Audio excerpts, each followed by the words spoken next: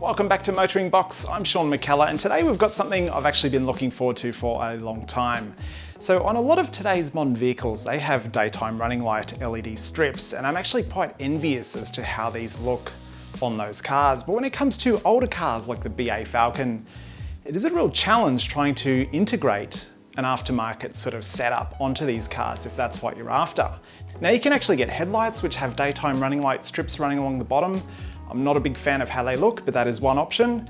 The other way is what you see people doing on lots of different cars where they just get these sort of generic aftermarket bars and they just put them anywhere. They maybe put them above the air dam, they maybe put them in the front grille or something, and I think they just look terrible.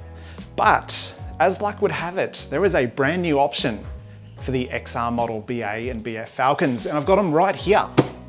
So these, as I discovered about a month ago, are from Ozeparts. And what they are is actually, which is pretty cool, a full replacement fog light. So I've got a left and right fog, and just looking at it out of the box, it looks pretty much identical to the stock standard item. The build quality as well, I would say, is exactly the same, but what is the difference? Well, they still have a halogen bulb, and the lens, as far as I can tell, looks about the same as what the standard lens actually does. But these actually have an LED halo around the outside. And I think on this car, it's gonna look fantastic. It's exactly what I'm after, what I've been looking for the past year or so, but the product just hasn't existed until now. So you simply pull the old fog light out, put this one in, plug in the existing connector, and you're away. But the halo actually has a separate little connector here, which we need to find a signal to connect in. And how these work is, it operates like your typical fog light, but when it receives 12 volts to this little connector here, it'll actually turn on the halo. But the halo and the fog can't go on together. So I think the best solution here is you connect this up to the parker lights on your headlights. So when you turn your parkers on, the halo is going to come on as well.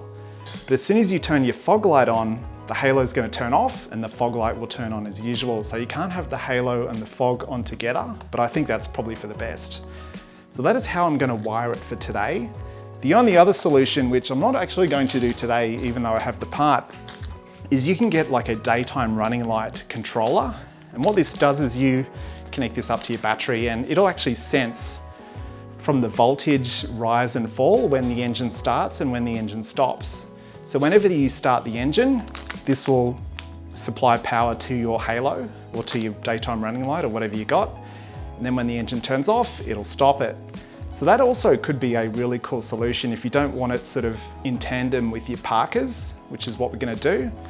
You could run something like this. These are pretty cheap. I'll put a link down in the description below, along with a link to these as well. These are only about $175 from memory, 170 something for the pair, which is shockingly cheap in my opinion.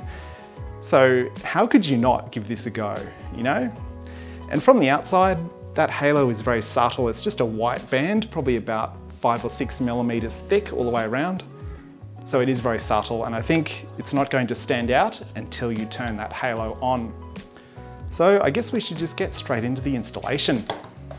Now to remove the bumper off the front of your Falcon, you need to remove a screw from the inside of the wheel arch here on the trailing edge of the bumper. For your reference, along with the screw, there will also be some trim little clips down the bottom here as well.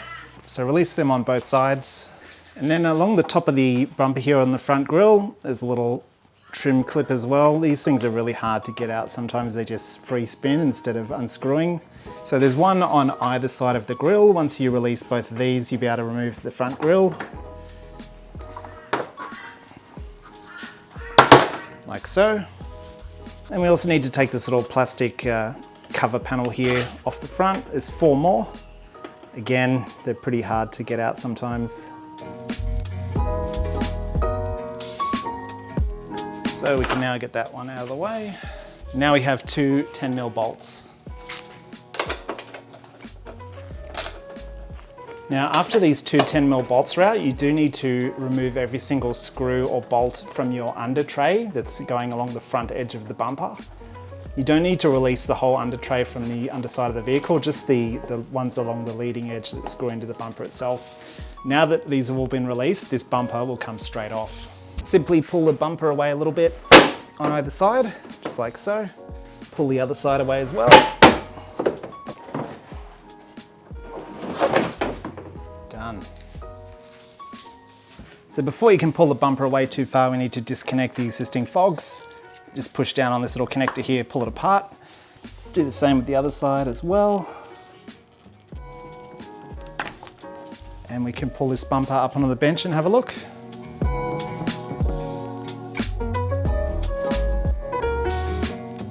From memory, these are just clipped in, so there are 6 clips, I believe. So you just have to try and lever the thing up while sort of trying to release it at the same time. It's easier said than done. Now, when my intercooler pipe flew off, it actually broke the adjustment arm off this fog light, so I kind of did need to replace them anyway.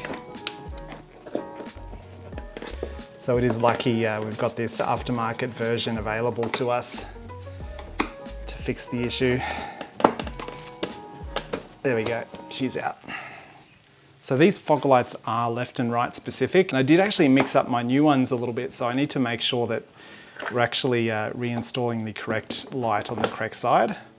So these only go in one way. The side with the connector basically goes on the bottom. We can just drop this one straight in, and look, it installs exactly the same. You simply push it down until they all clip in.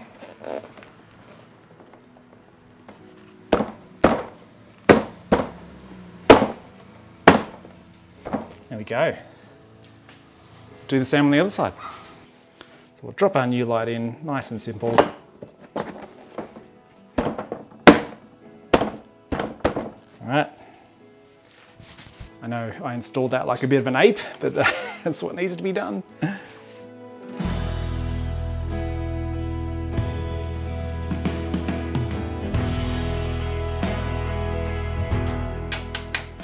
So for today's installation, I mentioned we're going to be tapping into the circuit for the Parker bulb.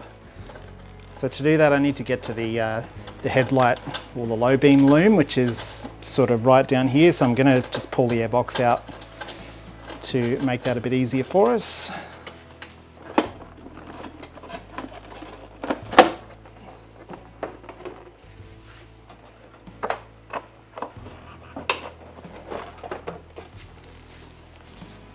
So this may be a little bit difficult to see, but there's a headlight loom here which you just need to squeeze on each side of the connector and it'll come straight out. Actually, you know what? The Parker is on this separate connector.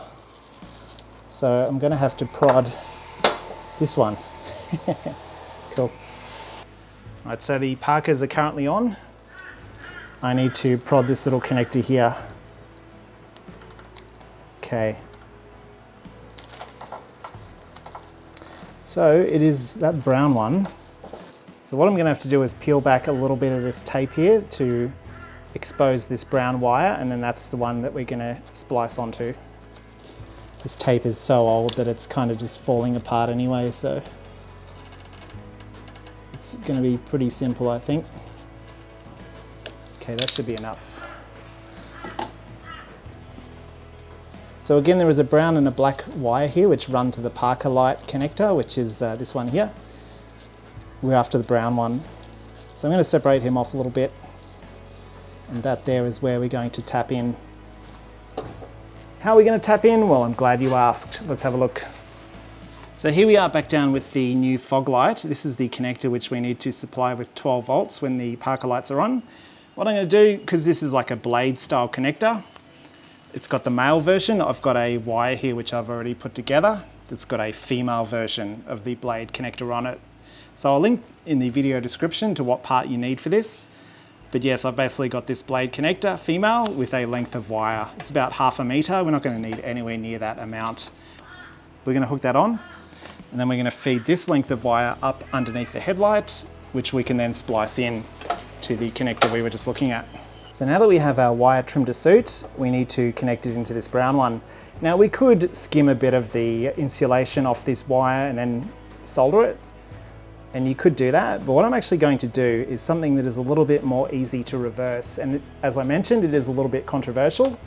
It is called a quick splice connector. So as you'll see, this thing actually has 2 little channels through it, and what you do is you put the wire, the source wire, which in our case is the brown one. I'll probably feed it through this inner circle. And then the wire we want to join to it, which is the black one that I've just been working with, will go through this other little hole here. And what happens then is you then close this gate, and that compresses this little metal sort of guillotine, which I don't know if you'll be able to see down the inside there, but what it actually does is it slices through the insulation of the wire only on both of them. So you end up connecting the two wires together, and it's not really damaging your existing wire at all, like, apart from sort of slicing the insulation a little bit. So if you wanted to remove this, it is dead set simple. You would just pull this whole thing off and then probably put a bit of heat shrink or a bit of electrical tape around where the insulation on the existing wire has been sliced. But it's bugger all, and it's very easy to undo. So a lot of people don't like these because they think it's not a permanent connection. But everywhere I've used one, they've always lasted years and years and years. So I do not have any issues with using it. So the brown wire is running through the inner channel.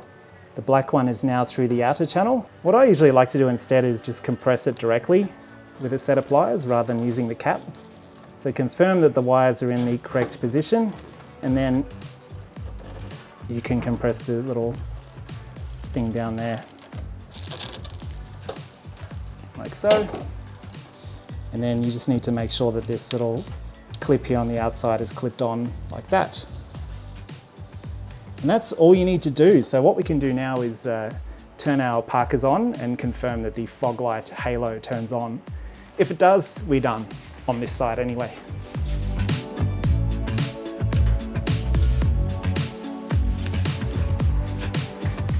Oh, that looks awesome. All right, let's continue with the installation. So we're here on the driver's side, and we have to get behind this battery here to get to our sort of parker connector. Luckily, I have spotted it. It's a gray connector. And again, we can see that same brown and black wire going into it. So I will get my voltmeter in check, but it should be the brown one again that we are after. Yes, that's the one we're after, 12.5 volts. Cool. So again, I can hear people in the comments section furiously typing about how bad these connectors are, but I personally have not had a single one fail or go wrong. So look, if you don't like it, join it your own way, but this is the way I'm doing it. So if you make sure, I think half of the trouble is you've got to make sure that this thing, this little guillotine, properly slices through everything. And as I can see, I can look down there, it has. If you want to, you can just give it a bit of an extra squeeze.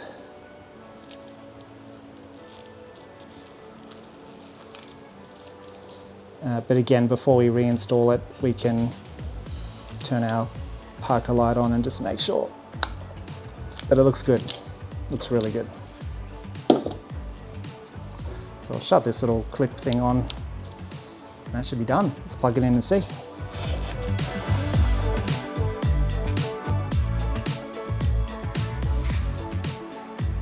Oh, wow, they look amazing. All right, let's pop this bumper back on so we can have a proper look at how these have turned out. But that looks very promising.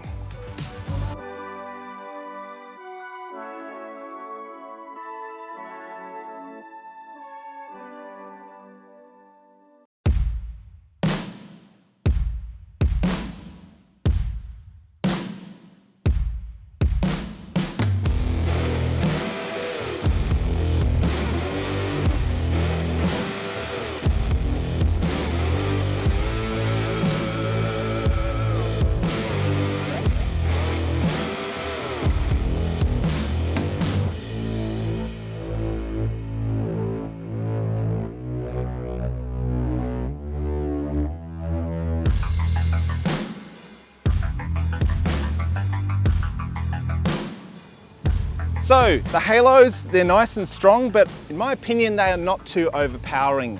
And the thing I love about it, right, it's nice and simple installation, as you would have seen. I've got them wired up to my parker lights, which you may not be able to see because they're not very bright in the daytime.